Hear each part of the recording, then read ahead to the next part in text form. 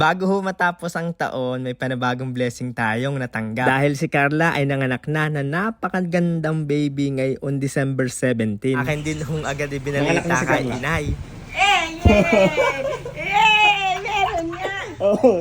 Naggahok din ako ng aking tanim na sitaw at pepino. Akin na din ho siyang inabonohan at saka inisprayan. Para gumanda na ho yung ating mga halaman. Nangingitlog na rin pala yung ating mga manok.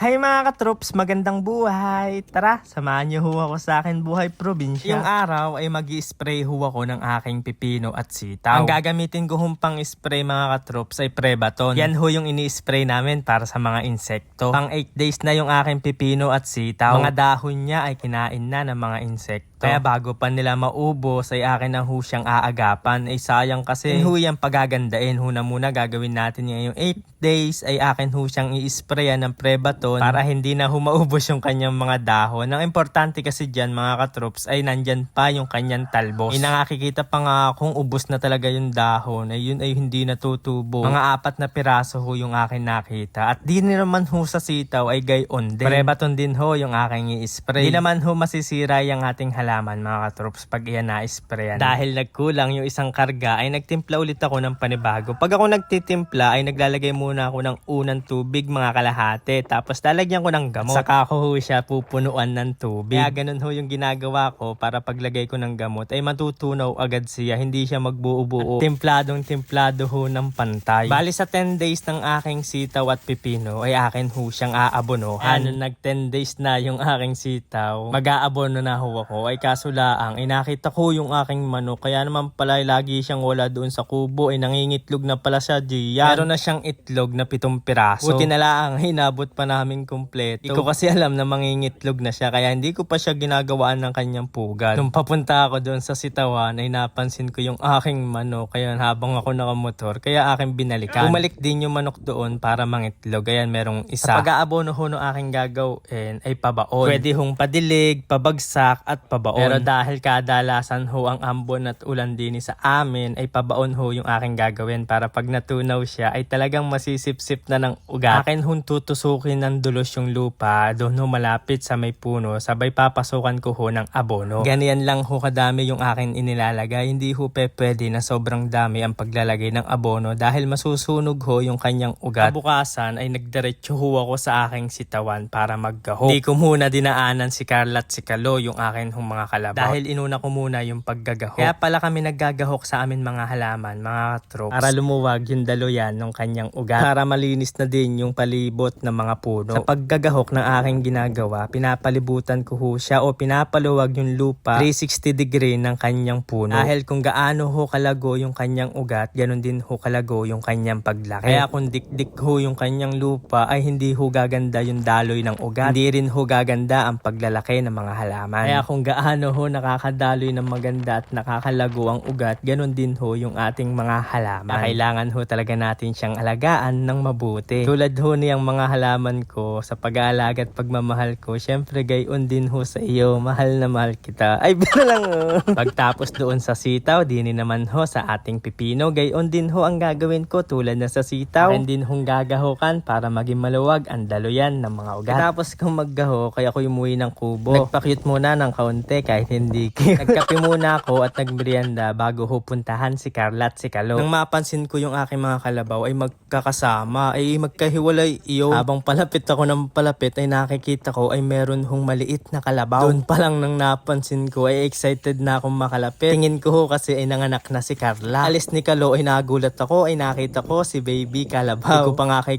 Kalo, abay muntik mo ng tapakan ay nanganak na pala si Carla. Yan pala yung anak ni Carla mga katrops. Meron pa nga siyang pusod. Tapos yung inunan niya nandyan pa. Sobrang bait ng anak ni Carla mga katrops. Kala ko nga nung paglapit ko ay tatakbo ay hindi ho ay manang-mana kay Kalot kay Carla maamo rin. May panibagong blessing na naman tayo mga katrops. Pag nanganganak ho yung kalabaw mga katrops, chinecheck ho namin siya diyan. Minsan ho kasi may mga naiiwan dyan na hindi nakakapasok sa loob. Dahil wala akong naiwan yan, normal ho yung panganganak ni Carla. At yan ho pala ang kauna-unahang anak ni Carla. Si Carla ay isa na hong ina. Na meron hong napaka-cute na anak na baby Kalabaw. At yan naman ho yung unang kain ni baby Kalabaw, ang paggatas. Ay, sa pagkakasweet naman ho talaga ng mag-inang iyan. Sobrang amo pa niya, tinawag ko lang ay lumapit na. Lalaki pala ang anak ni Carla. Ali, ang pangalan ho ng aking mga kalabaw ay nagsisimula sa letter K, Carla at saka ho Kalo. At ito naman hong si baby Kalabaw ay wala pa ho siyang pangalan, ay akin pa ho siyang pag-iisipan. Bali letter K din ho. Baka meron kayo humasa-suggest na pangalan niya na letter K, ay inyo lang hong i-comment dyan sa comment section para makapamili ho ako ng mga ipapangalan sa ating bagong kalabaw. Tutuwa pa nga ako dyan ho, kasi paalis ako pauwi ay sumusunod. Hindi ko naman siya pwedeng iuwi kasi kailangan niya makagatas muna sa kanyang ina. Kapan daw pala ako ng screen mga katrops na nakakita ako ng wild duck. Sa pagkakadami naman talaga. Ayan, papunta na ako doon sa laot para makapamandaw ng ating uulamin mamaya. Umapatak pa nga ang ulan, buti mahina lang. Pag angat ko ho kay A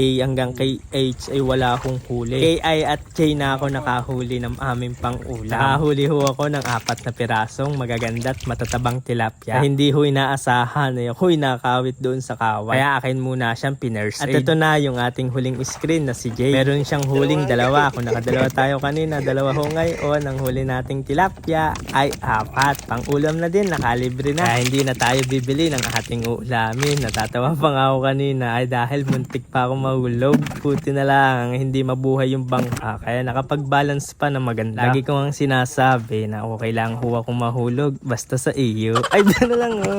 Kaya maraming salamat ho sa inyo mga katroops. Love, love!